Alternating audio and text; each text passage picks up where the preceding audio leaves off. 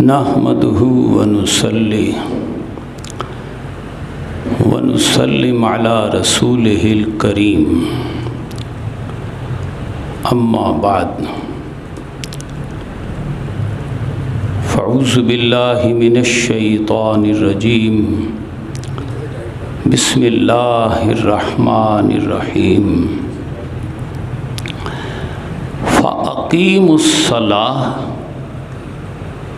وآتوا الزکاۃ واعتصموا باللہ هو مولاکم فنعم المولا ونعم النصیر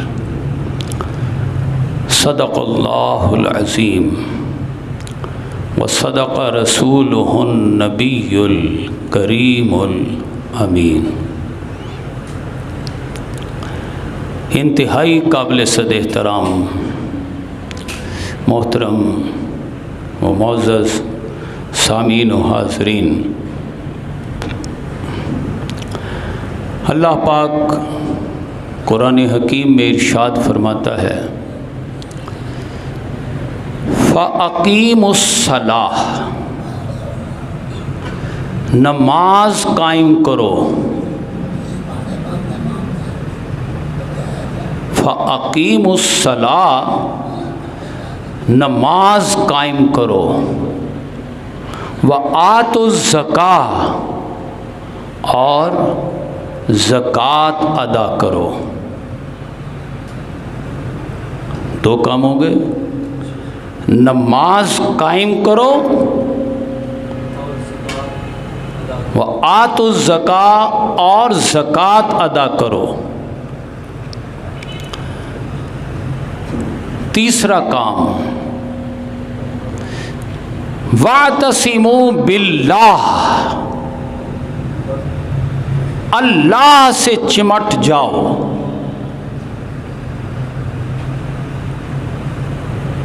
دامن الوہیت سے وابستہ ہو جاؤ۔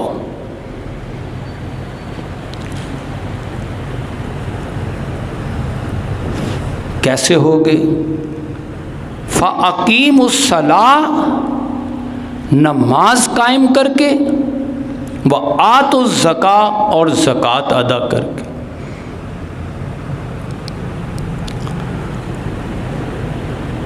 مقصد کیا ہے؟ وَاعْتَصِمُوا بِاللَّهِ، اللہ سے چمٹ جاؤ۔ کیوں؟ هُوَ مَوْلَاكُمْ، وہ تمہارا مولا ہے۔ اللہ تمہارا مولا ہے۔ مولا کہتے ہیں ولی، دوست، دستگیری کرنے والا، مدد دینے والا۔ ہوا مولاکم، اللہ تمہارا مولا ہے۔ نعم المولا و نعم النصیر، اللہ سے بڑھ کر کوئی دوست نہیں، اللہ سے بڑھ کر کوئی مدد کرنے والا نہیں۔ دوستی میں سب سے بڑھ کر دوست، اور مدد کرنے میں سب سے بڑھ کر مدد کرنے والا۔ بندہ مومن کے لیے ضابطہ حیات متعین ہو گیا۔ بندہ مومن کا اصل کام ہے نماز قائم کرنا، پھر ہے زکوٰۃ ادا کرنا۔ ان دونوں کے ذریعے سے اللہ سے چمٹ جانا۔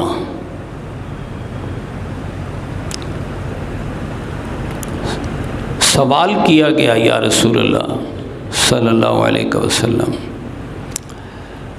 نماز قائم کرنا تو سمجھ میں آتا ہے،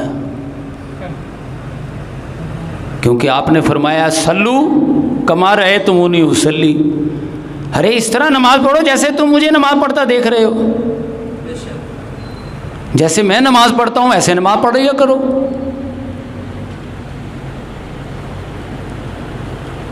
کیونکہ مکی قرآن میں نماز کا جا بجا ذکر آیا ہے۔ کہیں آیا ہے رکن، کہیں آیا ہے سجدن، کہیں قیامن.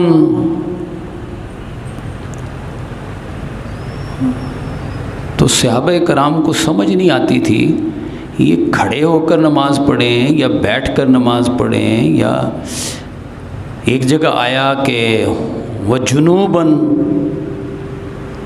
وعلی جنوبہم، لیٹ کر نماز پڑھ لو.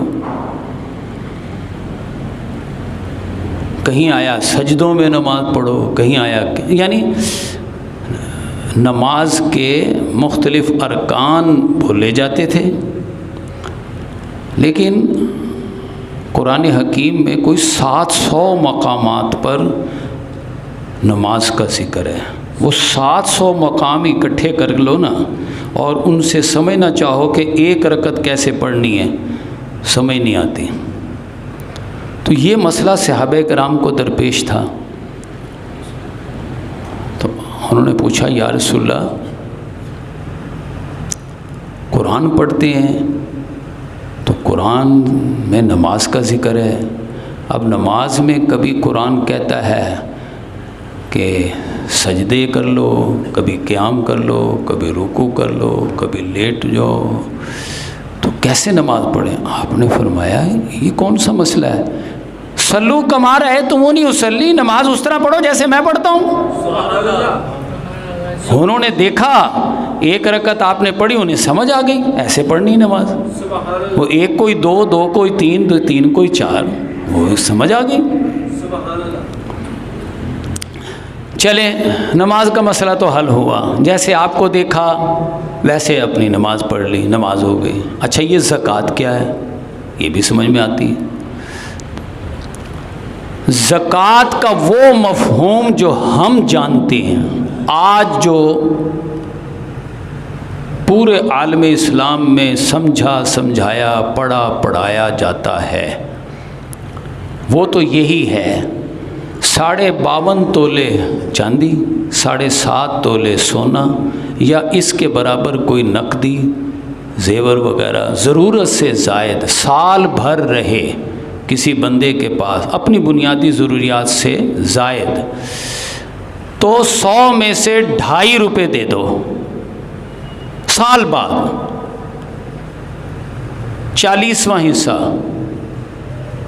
کسی ایسے کو دے دو جس کی ضرورتیں بھی پوری نہیں ہو رہی، تو یہ زکوٰۃ ہے. لیکن یہ جو آیت کریمہ میں نے پڑھی ہے،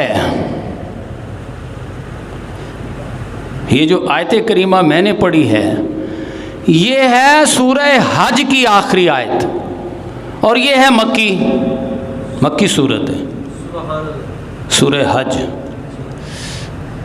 اور مکیوں میں بھی بالکل ہجرت کے قریب نازل ہونے والی صورتوں میں سے.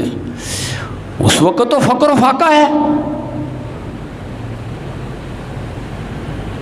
مسلمانوں کو دیکھا جائے تو ان کے لیے تو جینا حرام کیا ہوا ہے. کوئی کھجور کھا کے، کوئی ستو پی کے، کوئی پانی پی کے گزارا کر رہے ہیں، ان کے لیے تو جینا حرام ہویا ہوا ہے. وہاں کون سی زکوٰۃ؟ پیسے بھی پڑے رہیں اور سال بھر پڑے رہیں اور پھر وہ دیں، اس میں سے 2.5 روپے دے دیں. لیکن زکوٰۃ کا حکم تو ہے نا.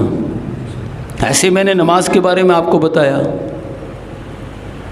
مکہ میں جو نماز ہے، لیکن وہ نماز تھوڑی جو آج ہم نماز پڑھ رہے ہیں، 7 فرائض والی نماز، وہ والی نماز تھوڑی تھی. تو ایسے ہی زکوٰۃ جو آج ہم دے رہے ہیں، یہ زکوٰۃ کا یہ مفہوم نہیں تھا. زکوٰۃ کا مفہوم ہے تزکیہ. تزکیہ کا مطلب ہے اپنے آپ کو پاک و صاف کرو. نماز کا مطلب ہے اللہ کا قرآن سمجھو اور اپنے دل و دماغ کو روشن کرو، اور جتنا قرآن سمجھ آ جائے، یاد ہو جائے، اسے نماز کے دوران اللہ سے ہم کلامی کرو. سبحان اللہ. یہ تو نماز ہو گئی. وہ ہم کلامی کھڑے ہو کر ہو، بیٹھ کر ہو، لیٹ کر ہو، دن میں ہو، رات کو ہو، گھر میں ہو، دفتر میں ہو، کھیتوں میں ہو، جہاں بھی ہو، جب تمہارا دل کرے، کوئی اذان نہیں، کوئی کچھ نہیں، کوئی نماز فجر ظہر عصر مغرب عشاء نہیں مکے میں، لیکن نماز ہے، اور نماز اصل میں قرآن ہے۔ قرآن پڑھو، قرآن کو پڑھو، قرآن کو سمجھو، قرآن کو یاد کرو، جتنا سمجھ میں آ جائے، یاد ہو جائے، اس کے ذریعے سے اللہ کی طرف متوجہ ہو کر اللہ سے ہم کلامی کرو، اس میں خیالات کو ادھر ادھر مت جانے دو، مت ادھر ادھر دیکھو، اللہ کی طرف متوجہ رہو، قرآن پڑھو، قرآن میں کچھ باتیں کرنے والی ہیں، ان کو کرنے کا اللہ سے معاہدہ کرو، اور قرآن میں کچھ باتیں نہ کرنے والی ہیں، اللہ سے معاہدہ کرو کہ میں ان کاموں سے بچوں گا۔ یہ ہے نماز، اور کر کے دکھاؤ اور پھر بچ کر دکھاؤ، یہ ہے زکوٰۃ۔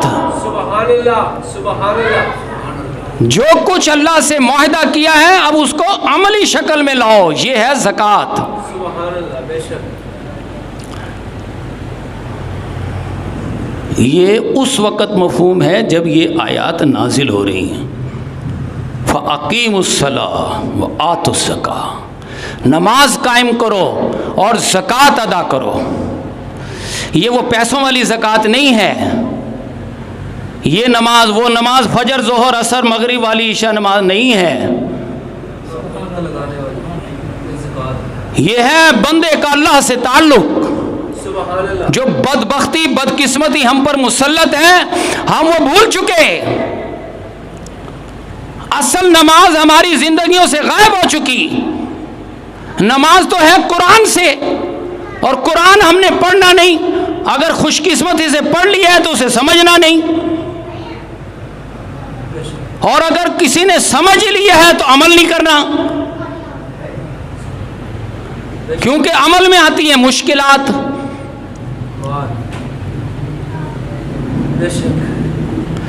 کوئی بہت بڑا عالم دین بن کر آیا ہے، مفتی بنا ہے، کوئی بہت بڑا اس نے ڈگری لے لی ہے، اس لیے آ کے مارے کھائے، آ کے کلمہ حق بیان کرے؟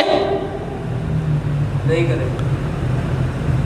اس نے جو ساری عمر پڑھا پڑھایا ہے، حافظ بنا ہے، عالم بنا ہے، محدث بنا ہے، مفسر بنا ہے، محقق بنا ہے، مفتی بنا ہے، اس نے مارے کھانے کے لیے بنا ہے؟ جینے کے لیے۔ تو دین تو نام ہے اللہ کے لیے مارے کھانا، جان دینا، اللہ کے راستے میں جان دینا۔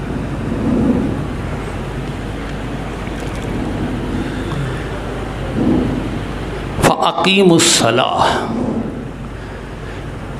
یہ جو آج ہم بنیادی طور پر مطالعہ کر رہے ہیں، یہ آیت کریمہ آپ کو ملے گی سورہ حج میں، اس کی آخری آیت ہے، سمجھے؟ فَأَقِيمُوا الصَّلَاةَ، نماز قائم کرو۔ ایک ہوتا ہے نماز کا پڑھنا، ایک ہوتا ہے نماز کا قائم کرنا، ان دونوں میں زمین آسمان کا فرق ہے، سمجھ لیں۔ قرآن نماز کے پڑھنے سے بڑھ کر نماز کے قائم کرنے کا حکم دے رہا ہے۔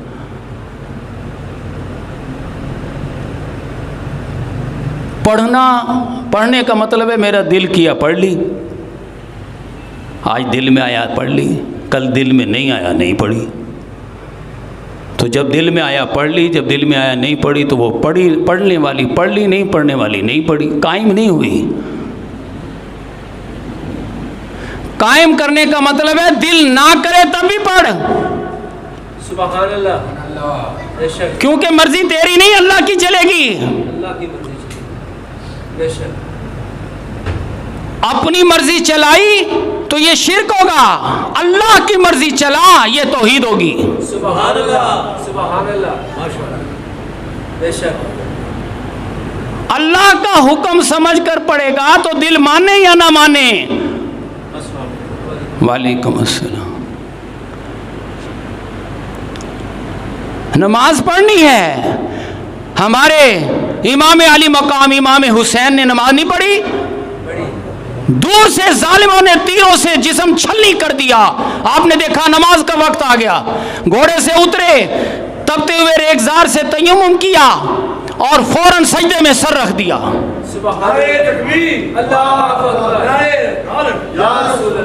آپ کو نہیں پتا تھا جب تک میں گھوڑے پر سوار ہوں کوئی بدبخت قریب تک نہیں پھٹک رہا، اور جب میں سجدے میں سر رکھ دوں گا تو پھر کیا ہوگا؟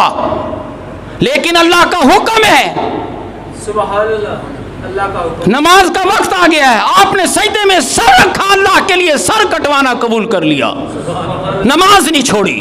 بے شک، یہ ہے نماز کا قائم کرنا۔ بے شک، نماز قائم کرو۔ نماز کا مطلب ہے یہ کرو، یہ نہ کرو۔ قرآن میں یہی ہے نا، نماز میں پڑھنا ہے قرآن، اور قرآن کا پڑھنا ہے نماز، تو کچھ کاموں کے کرنے کا حکم مل رہا ہے، کچھ سے منع ہونے کا حکم مل رہا ہے۔ اب وہ عملی زندگی میں جو کام کرنے کا حکم دیا وہ کرنا، اور جن سے منع کیا ان سے باز آنا، یہ ہے اصل میں زکوٰۃ۔ سبحان اللہ، یہ ہے زکوٰۃ، وہ ہے گفتار تو یہ ہے کردار، بے شک، اور بندہ مومن وہ ہے گفتار میں کردار میں اللہ کی برہان۔ سبحان اللہ، سبحان اللہ، جو بولے وہ جو اللہ کہے، جو کرے وہ جو اللہ کہے، تو یہ اللہ کی سب سے بڑی دلیل بن جاتا ہے۔ سبحان اللہ،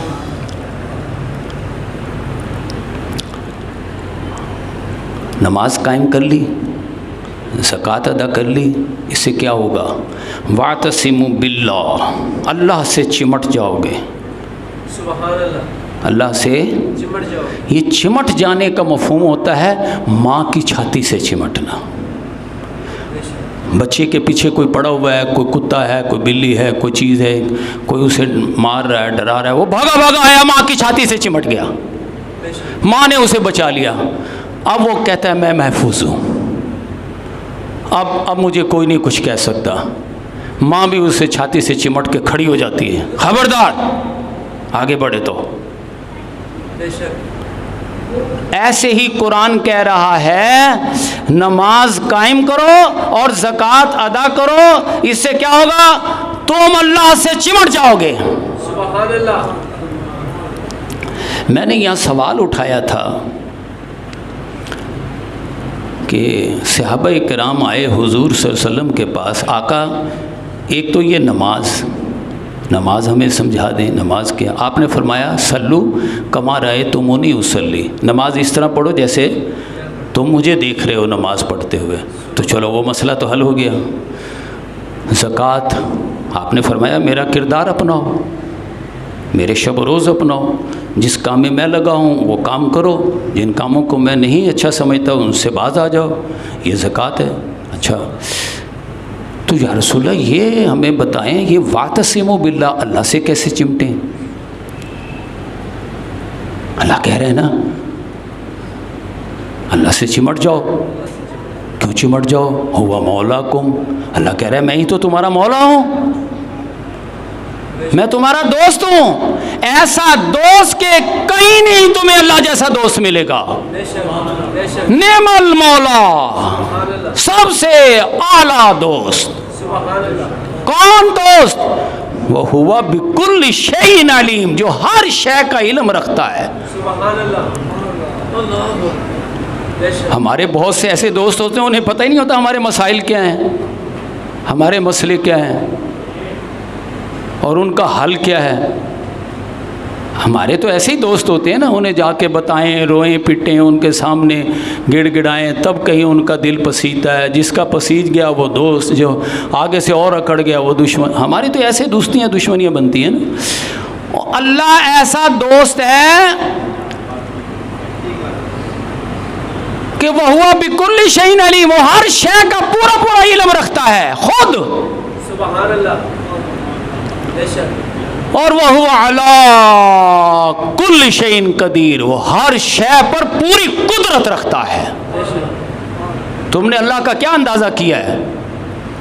اذا اراد اللہ شیئا ان یقول لہ کن فیکون، جب اللہ تعالیٰ کسی کام کا ارادہ کرتا ہے تو اللہ کہتا ہے کن ہو جا، فیکون وہ ہو جاتی ہے، بس وہ کن فیکون پر قادر ہے، وہ کہتا ہے ہو جا، ہو جاتی۔ ایسا دوست تمہیں کہیں مل سکتا ہے؟ نعم المولا، اس سے بہتر مولا نہیں ہے۔ اور دوست وہ جو مصیبت میں کام آئے۔ اللہ فرماتا ہے مجھ سے بڑھ کر کوئی مصیبت میں کام آنے والا ہو سکتا ہے؟ نعم النصیر، سب سے بڑھ کر مدد میں ہی تو کرنے والا ہوں،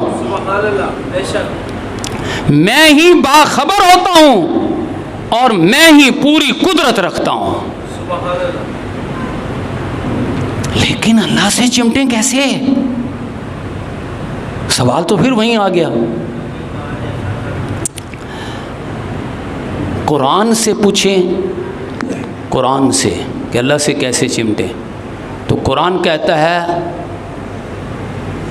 وَاعْتَصِمُوا بِحَبْلِ اللَّهِ، لوگو اللہ سے چمٹنے کا مطلب ہے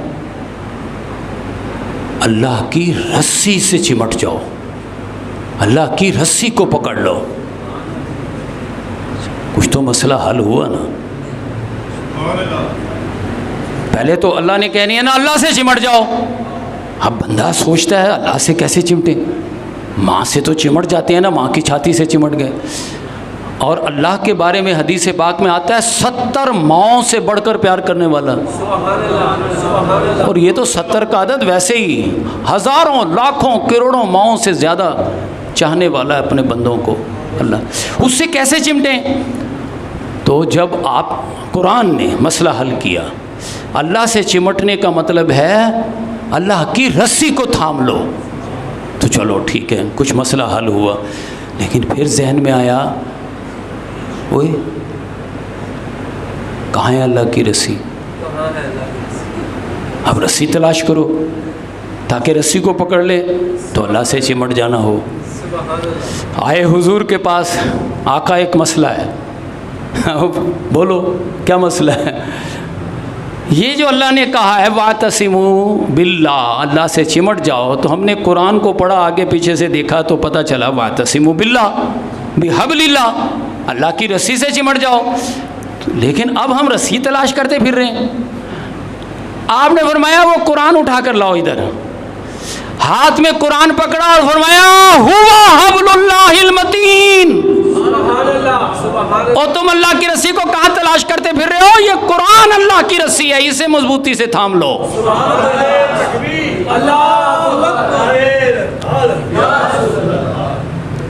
اسے تھامو نا، یہ قرآن اللہ کی رسی ہے۔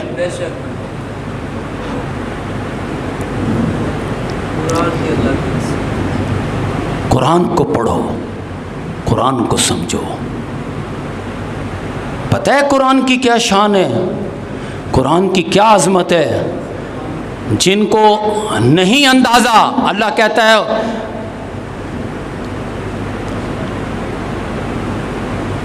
امثال للناس، ہم لوگوں کے لیے مثال بیان کرتے ہیں، لعلہم یتفکرون، تاکہ غور و فکر کرنے والے اس طرف توجہ کریں، سمجھنے کی کوشش کریں۔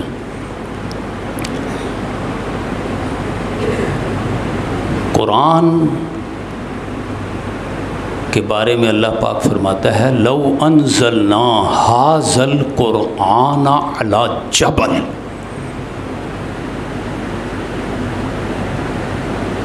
اب یہ تو میں نے عربی پڑھ دی نا، سمجھ تو نہیں آئی؟ سمجھنے کے لیے اب ضرورت ہے کہ اس کا ترجمہ کیا جائے، سمجھے نا؟ وہ تو عربی میں ہے تو اس کو سمجھا جائے، اور سمجھنے کے لیے یہ ہے خطبہ جو اب ہو رہا ہے۔ ایک اذان ہوگی، اذان کے بعد خطبہ ہوگا، وہ تو عربی میں ہوگا، وہ تو سمجھ نہیں آئے گا نا۔ عرب تو عربی سمجھتے ہیں، وہاں اردو میں کرنے کی ضرورت ہی نہیں۔ لیکن ہم تو اجمی ہیں، ہم تو عربی نہیں ہیں، ہمیں تو اردو سمجھ آتی ہے یا پنجابی، تو ہمیں تو ضرورت ہے قرآن عربی میں ہی پڑھا جائے لیکن اس کو اردو میں سمجھایا جائے تاکہ وہ ہمیں سمجھ آئے۔ لہٰذا اس اعتبار سے اصل خطبہ یہ ہے جو اب ہو رہا ہے، اس کی سمجھ ہے، اس کے لیے باقاعدہ پہلے اذان دی گئی ہے، آؤ اذان ہو گئی، آ جاؤ اور آ کے قرآن سمجھو۔ سبحان اللہ۔ تو قرآن کو سمجھنے والا خطبہ یہ ہے۔ بے شک۔ اب پھر اذان ہوگی، اس کے بعد پھر خطبہ ہوگا، وہ عربی کا خطبہ ہے، وہ اس کی عظمت ہے لیکن وہ سمجھ میں نہیں آئے گا۔ یہاں سمجھایا جا رہا ہے۔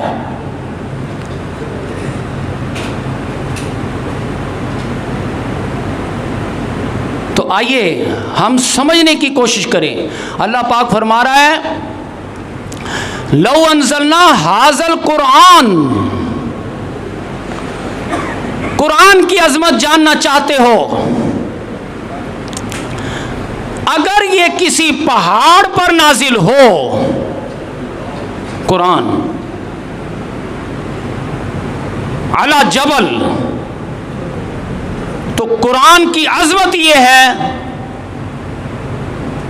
لَرَأَيْتَهُ خَاشِعًا مُتَصَدِّعًا مِّنْ خَشْيَةِ اللَّهِ۔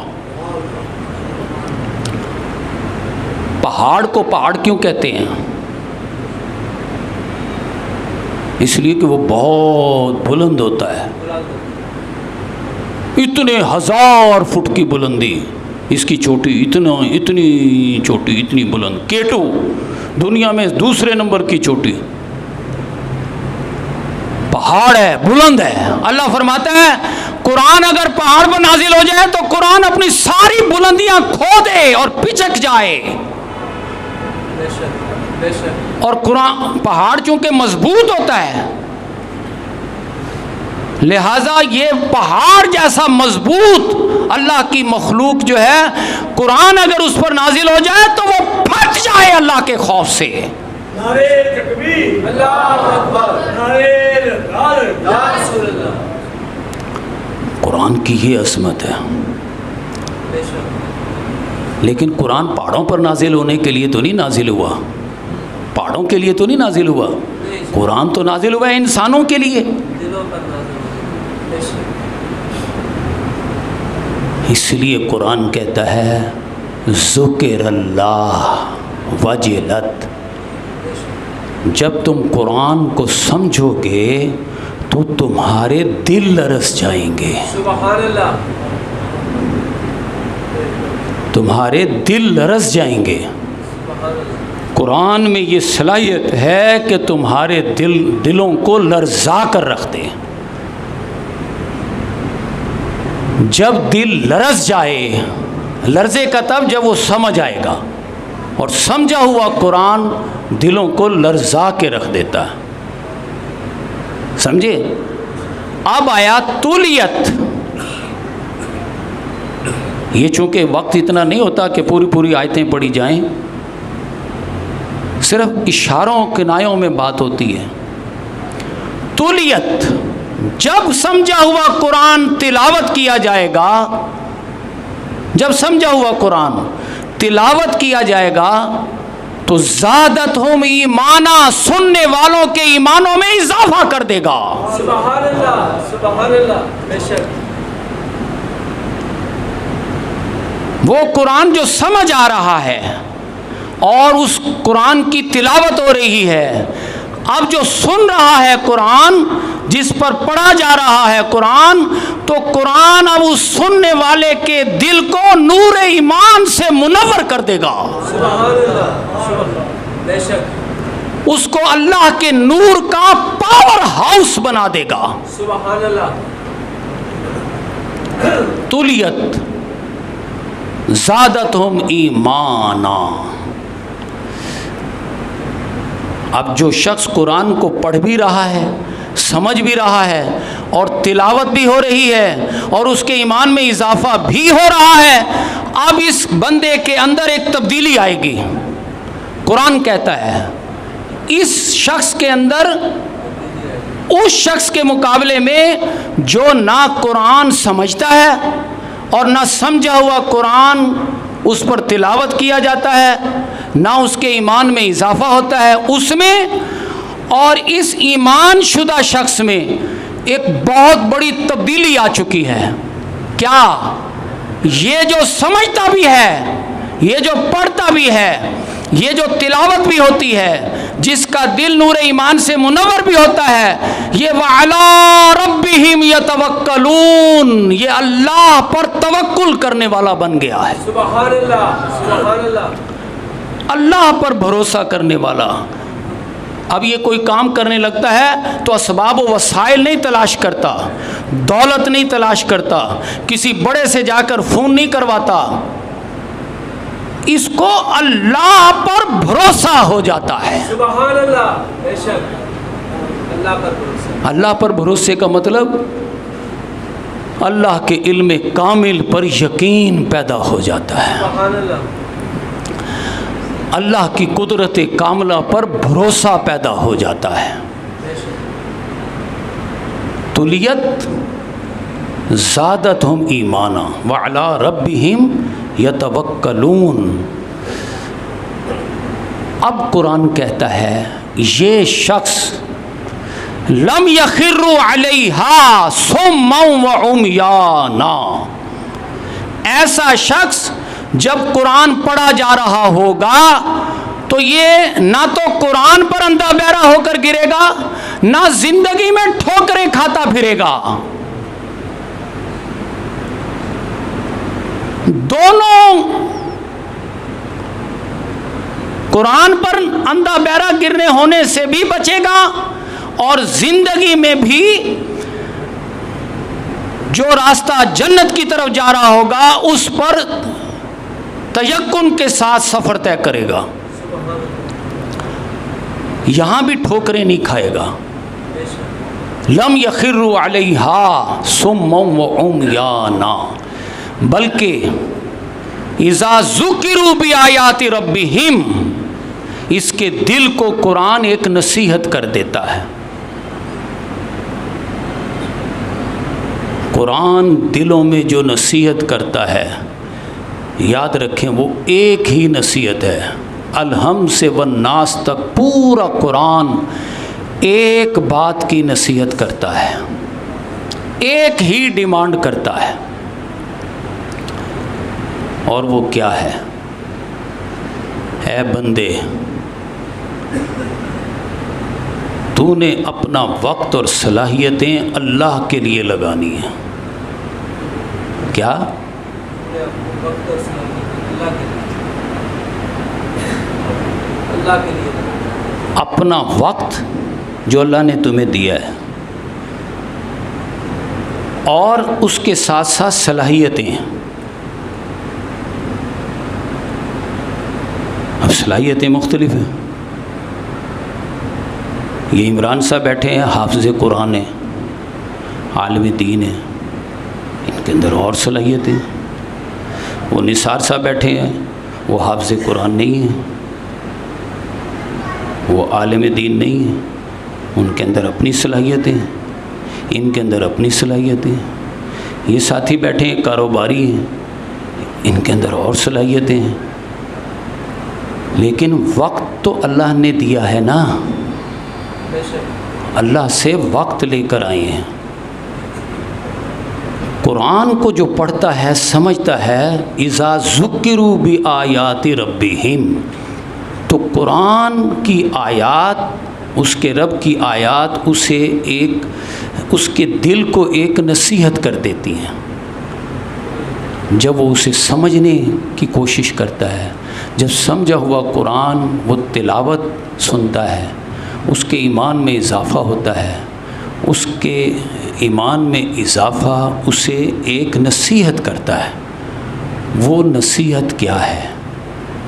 کہ وہ اپنا وقت اور صلاحیتیں اللہ کو دینے کے لیے آمادہ ہو جاتا ہے۔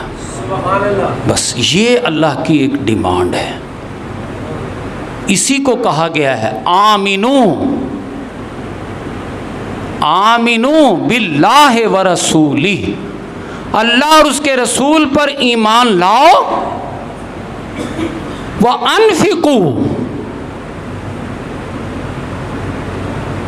اب اگر تم ایمان لے آئے ہو تو اب اپنے آپ کو خرچ کرو. بے شک. ہم سمجھتے ہیں خرچ تو روپیہ پیسہ ہوتا ہے. بھئی یہ سلطان صاحب بیٹھے ہیں، ان کے بینک میں اتنے ڈالر ہیں، ان سے گئے انہوں نے چیک کاٹ کر دے دیا، خرچ کر دیا. ہم سمجھتے ہیں یہ ڈالروں میں پیسوں میں خرچہ کیا جائے تو اسے خرچہ کہتے ہیں. اللہ وہ خرچہ نہیں مانگ رہا جو روپیوں پیسوں والا ہوتا ہے، اس کو خرچ کرو. اللہ یہ نہیں کہہ رہا. اللہ سلطان صاحب سے، مجھ سے ڈیمانڈ کر رہا ہے انفقوا مما رزقناکم، ارے اس میں سے خرچ کرو جو ہم نے تمہیں دے کر بھیجا ہے. سبحان اللہ. سبحان اللہ. اب اللہ نے کیا دے کر بھیجا ہے؟ ایک تو وہ صلاحیتیں ہیں جو اللہ نے دی، اور ایک وہ وقت ہے جو اللہ نے دے کر بھیجا ہے. انفقوا مما رزقناکم، خرچ کرو اس میں سے جو ہم نے تمہیں دے کر بھیجا ہے، اس میں سے خرچ کرو. تو اللہ نے ایک تو ہمیں وقت دیا ہے اور صلاحیتیں دی ہیں، وہ مانگ رہا ہے کہ میرے لیے خرچ کرو. وہ یہ من قبل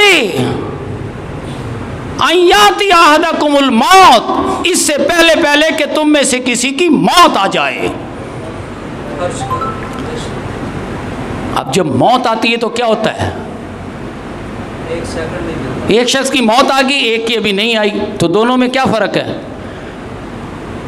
ایک کے پاس ابھی وقت ہے، بے شک. وہ اگلا گھنٹہ بھی چلائے گا، اس کے پاس وقت ہے، وہ چل رہا ہے آگے. اور جس کی موت آ گئی ہے اس کا وقت ختم ہو گیا ہے، بے شک. اس کا وقت ہی تو مکمل ہو گیا ہے. من قبل ان یاتی احدکم الموت، اس سے پہلے پہلے کہ تم میں سے کسی کی موت آ جائے. فیقول ربی، تو پھر وہ کہے اے رب لولا اخرتنی الی اجل قریب، اے اللہ مجھے کہتے تو تھے یہ مولوی، یہ قرآن پڑھنے سمجھنے والے کہتے تو تھے، لیکن میں تو لگا رہا. میں نے کہا ایسے ہی بکواس کرتے ہیں، دبا کرو انہیں، ان ملاؤں کو مولویوں کو ایسے لگے رہتے ہیں. میں تو لگا رہا. فیقول ربی، جب اس نے موت دیکھ لی نا، من قبل ان یاتی احدکم الموت، جب کسی کی موت آ گئی اور اسرائیل نے کہا اوے چل ادھر، بیٹھ ادھر طیارے میں اور چل. اس نے کہا کہاں؟ اس نے کہا اپنے رب کی طرف. اس نے کہا تو یہ سب کچھ کہاں جائے گا؟ اس نے کہا یہ تو مجھے پتہ نہیں، تو آنا ادھر چل. ثم تردون الی عالم الغیب والشہادہ، پکڑ کر ہانکتے ہوئے شانٹوں سے ڈال دیا جائے گا اندر اور لے جا کر اللہ کے سامنے پیش کر دیا جائے گا. یہ ہے جی بھگوڑا آ گیا ہے، کیا کریں اس کا؟ بے شک. وہ کہتا ہے اسرائیل دیکھ، بات سن، ٹھہر جا، تو مجھے زیادہ نہ ڈرا دھمکا، میں ذرا خود ڈائلنگ کر لوں، خود ذرا ڈائل کر لوں، اللہ سے بات کر لوں. یہ میں اپنا قصہ کہانی نہیں بیان کر رہا، اپنی طرف سے نہیں جوڑ رہا، قرآن بیان کر رہا ہوں. فیقول ربی، وہ کہے گا لولا اخرتنی، اور تو ٹھہر نا ذرا، لے جانا تو ٹھہر ذرا، مجھے اللہ سے بات کرنے دے. اللہ سے کہے گا لولا اخرتنی الی اجل قریب، اے اللہ جہاں تو نے 60 سال دیے، 70 سال دیے، 80 سال دیے، تو ایک آدھ سیکنڈ اور دے دے. کیا تیرے پاس وقت کی کمی ہے؟ اللہ کہے گا اچھا بچو ابھی تک تو یود احدہم لو یعمر الف سنہ، اے اللہ 1000 سال تو تجھے دینے ہی چاہیے مجھے. کیا 1000 سال جب تک موت نہیں نہ آتی تو بندہ 1000 سال کی پلاننگ کرتا ہے، ایسے ہی ہیں 1000 سالہ پلان میں لگا رہتا ہے. لیکن جب اسے پتہ چل جائے یہ تو آ گیا ہے، کھڑا ہو گیا آ کر اسرائیل اور کہہ رہا ہے اٹھو اور چلو ورنہ میں اٹھا کے پھینک کے ماروں گا اور لے جاؤں گا، تو اسے کہتا ہے ٹھہرو ٹھہر. فیقول ربی لولا اخرتنی الی اجل قریب. اللہ کہتا ہے اچھا چلو یہ بندہ 1000 سال سے چند سیکنڈ پر تو آ گیا ہے نا، کیا یہ 1000 سالہ پروگرام بنائے پھرتا تھا؟ ہمارے ہاں بھی ضرب المثل مشہور نہیں، سامان 100 برس کا اور پل کی خبر نہیں ہے نا. قرآن میں یہ ضرب المثل اس طرح ہے، سامان 1000 برس کا ہے اور پل کی خبر نہیں، بنائے پھرتا ہے 1000 سالہ پلان. اچھا وہ 1000 سالہ پلان سب ختم ہو جاتا ہے جب وہ موت کا فرشتہ آ کے کھڑا ہو جاتا ہے، اٹھو جی چلو. اسے کہتا ہے اچھا ٹھہر جا، اتنی بھی کوئی اندھیر نگری نہیں مچی ہوئی، میں ڈائریکٹ ڈائل کرتا ہوں اللہ سے. اللہ سے کہتا ہے اللہ چند سیکنڈ دے دے. اللہ پوچھتا ہے اچھا چلو بتاؤ اے میرے بندے تو کیا کرے گا؟ اب پتہ ہی کیا جواب دیتا ہے. یہ میں علامہ اقبال کا فلسفہ نہیں بیان کر رہا، یہ میں داتا صاحب رحمۃ اللہ علیہ کی کشف المحجوب نہیں بیان کر رہا، یہ میں شیخ عبد القادر جیلانی رضی اللہ تعالیٰ عنہ کی کوئی لکھی ہوئی کتاب کو قول نہیں بیان کر رہا. یہ ڈائریکٹ قرآن سبحان اللہ. قرآن میں نے جتنی کتابوں کا نام لیا ہے بہت عام ہے، بہت عام ہے. وہ جتنی ہی عام ہو قرآن تو نہیں نہ ہے. بے شک قرآن تو قرآن ہے. سب سے افضل. بھئی کسی کو 100 اختلاف ہو سکتا ہے، شیخ عبد القادر جیلانی سے ہو سکتا ہے کہ نہیں؟ ماننے کو تو ہندو بھی مانتے پھرتے ہیں داتا صاحب کو، اور بتیرے ہمارے جیسے بدبخت جو ہیں وہ نہیں مانتے. یہ تو قرآن ہے. قرآن اللہ پوچھتا ہے ہاں بھی تو کیا کرے گا؟ تجھے ہم چند سیکنڈ دے دیں تو کیا کرے گا؟ وہ کہتا ہے فَأَصَّدَّقَ، تو چند سیکنڈ دے، دیکھ پھر میں اپنا کھربوں ڈالر جو میں نے کمائے ہیں نا یہ تجھے صدقہ کر دوں گا. تیری مسجدوں کو دے دوں گا، تیرے مدرسوں کو دے دوں گا، تیرے پیروں کو دے دوں گا، تیرے ڈسپینسریاں ہسپتال بنوا دوں گا، میں ان کے لیے وقف کر دوں گا. وَأَكُن مِّنَ الصَّالِحِينَ، اور میں بھی نیک بن جاؤں گا. وَأَكُن مِّنَ الصَّالِحِينَ، اور میں نیک بن جاؤں گا. ہمیں اصل میں مولویوں اور پیروں نے یہی سمجھایا ہے کہ اس طرح نیک بنا جاتا ہے. اللہ کو دے دیتے ہیں چیزیں، اللہ کی مسجد میں پیسے لگا دیتے ہیں، اللہ کے مدرسے میں پیسے لگا دیتے ہیں اور نیک بن جاتے ہیں. لیکن یہ نہیں پتہ ہوتا کہ یہ موت آنے سے پہلے پہلے ہوتا ہے یہ کام. موت آنے پر اللہ اجازت نہیں دیتا. بے شک بے شک. اور موت آنے سے پہلے پہلے یہ آڑ کباڑ نہیں مانگتا اللہ، اللہ مانگتا ہے وقت. بے شک سبحان اللہ. اس سے پیسہ کمانا، یہ جو وقت ہے اللہ کہہ رہے ہیں روزانہ 8 گھنٹے دو، 8.25 گھنٹے مجھے. ہم ہفتے میں بھی پورا ہفتہ گزر گیا، ہفتے میں بھی 1 گھنٹہ 2 گھنٹہ نہیں دیتے اللہ کے قرآن کے لیے.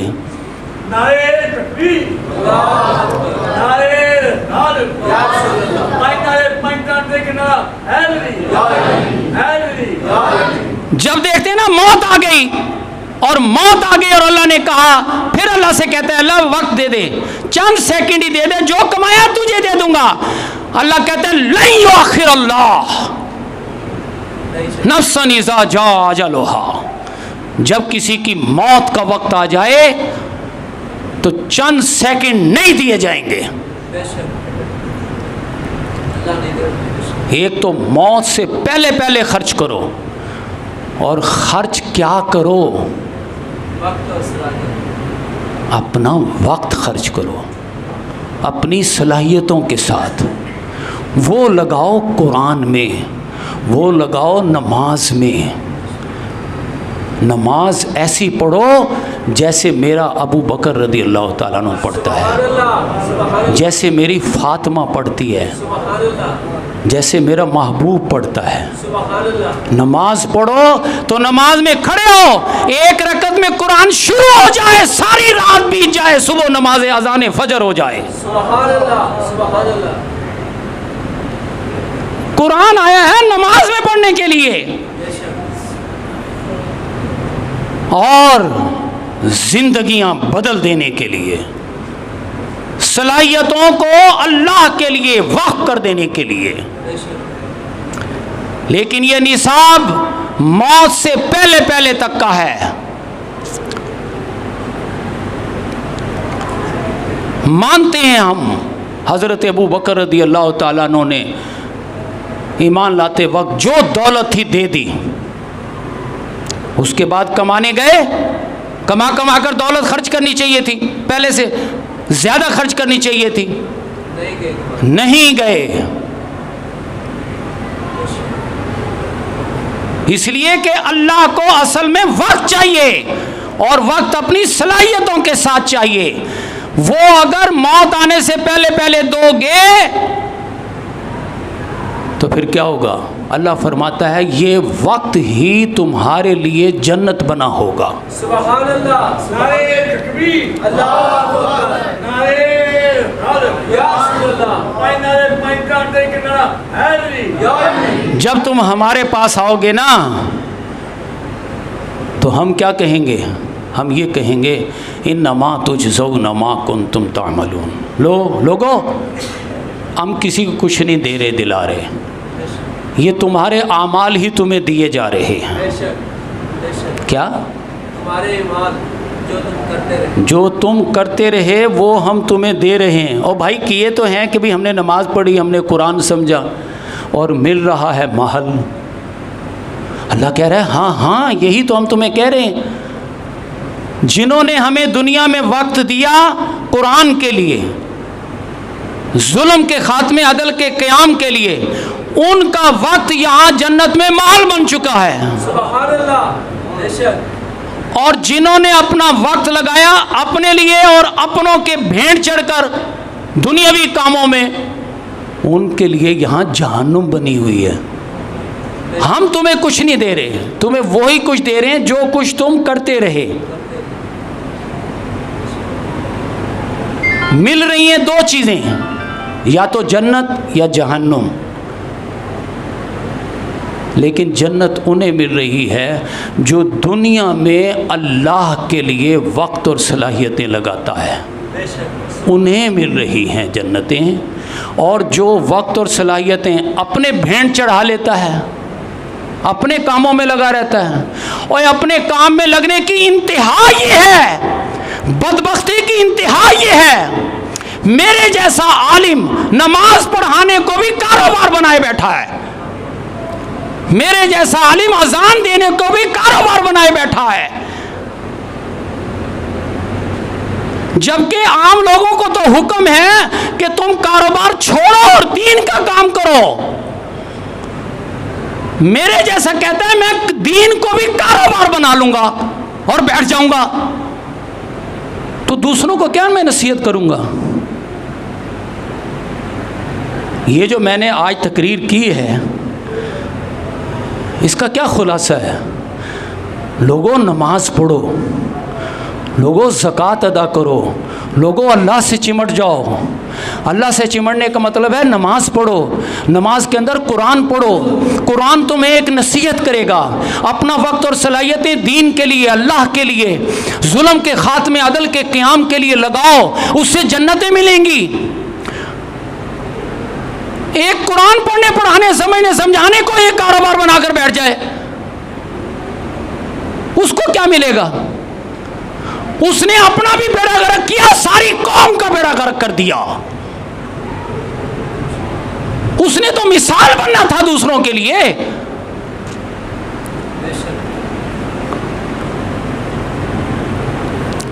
لہذا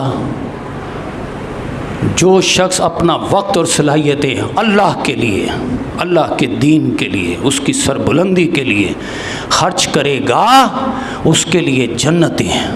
اولئک یجزون الغرفۃ بما صبروا، دنیا میں اس نے صبر کیا، صبر کا پہاڑ بنا، مشکلات کو سہ گیا تو اللہ کے لیے، وہاں جنت میں بالا خانے ملیں گے۔ وَيُلَقَّوْنَ فِيهَا تَحِيَّةً وَسَلَامًا سَلَامًا،